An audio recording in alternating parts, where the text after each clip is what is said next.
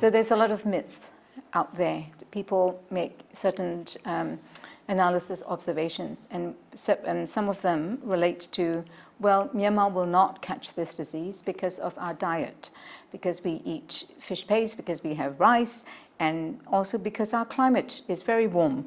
So we will not catch this disease. Well, as you rightly mentioned, these are myths, and that is exactly what they are. There is really no evidence for those contentions. And in fact, what we're seeing globally is this is a fully fit pandemic virus, and no country is immune. Fully fit, what does that mean? It means it's capable of transmission from person to person easily. Okay. And irrespective of the weather, anything? Well, climate? in principle, yes. It is true, probably, that the virus doesn't like the heat as much as perhaps a cold climate. That may be true. At the same time, that in itself would not prevent human-to-human transmission. So prevention is the key. Washing your hands frequently with soap and water, making sure that you do that several times a day. Then, if you're not well, work from home, stay at home. If you have symptoms like difficulty breathing, shortness of breath, fever, contact health professionals and provide your travel history. Furthermore, avoid contact with wild animals. If you're smoking, stop smoking, quit. It's important as well because smoking harms lung health, and many suspect cases were actually smokers, and it's important to be aware that it's a major risk factor. So stop smoking. And also stay away from betel chewing. That in itself is not doing you any good. Mass gatherings, that advice has been put out by the Minister of Health and Sports already for a month or so. And also Madam State Councillor has emphasized that in her addresses to the nation. So these simple things are important.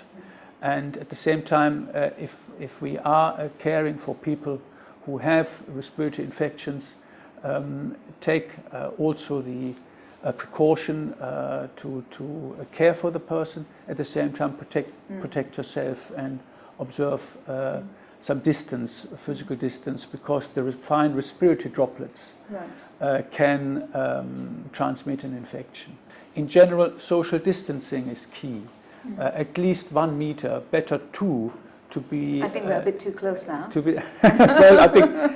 Thank you for the reminder. And so can I just pick up on what you said about to avoid crowds and to ensure that social distancing is practiced. You yourself has, if I remember previously, you used to ride buses to come to work. And you know the situation of the bus ride, it's very crowded.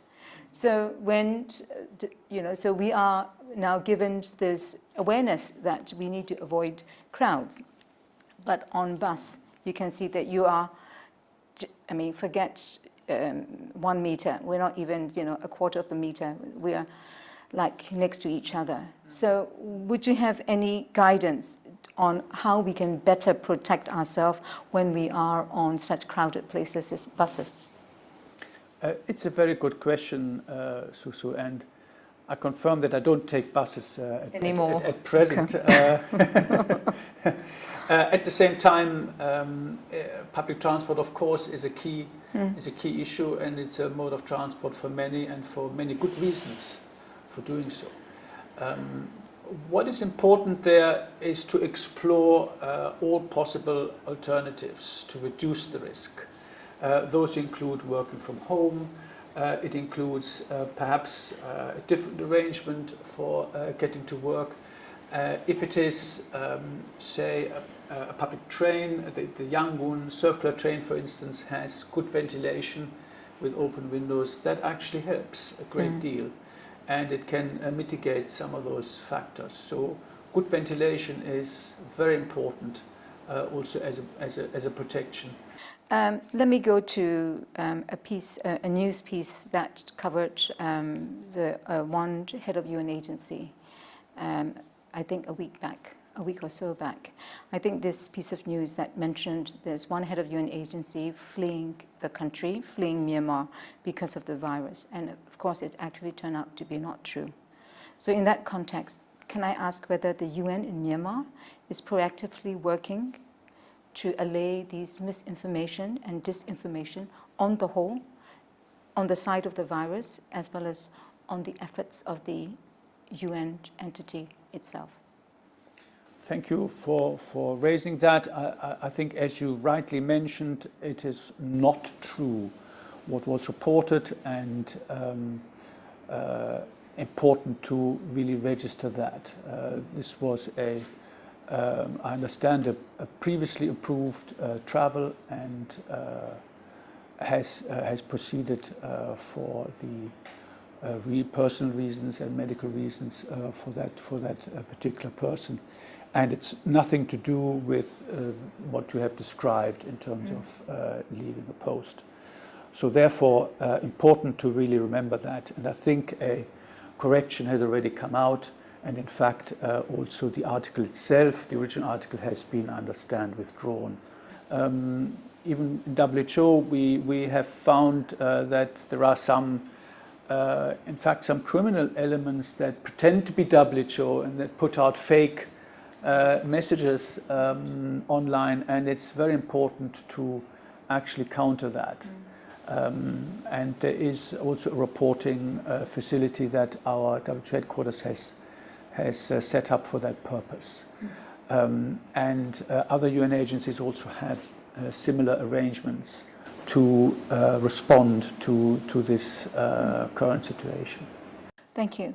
Thank you, Dr. Jost. Because of the expedited effort to develop a vaccine for COVID-19, do you think it will soon be available on the market? But currently there is no vaccine available and no treatment that works. Remember, it's a new disease, and therefore there is no, if you like, qualified known treatment yet. There can't be in such a short time. And similarly for vaccines. So how long does it take to develop such kind of vaccines? Well, normally it would take 10 years. One can fast track it, particularly if there's urgency and public health need, and also with great cooperation of the private sector that needs to put in a lot of resources to develop vaccine candidates. Perhaps many months until a strong vaccine candidate is available for use. So definitely we need, for the time being, to really rely on strongest public health measures possible in terms of social distancing, 1 meter, 2 meter better, but 1 meter minimum, and the prevention efforts, washing hands frequently with soap and water, and make sure that you also look after yourself well and your family. Avoid crowded places. Avoid also contact with wild animals. Do really a thorough check. Stop smoking. All these things. A thorough check of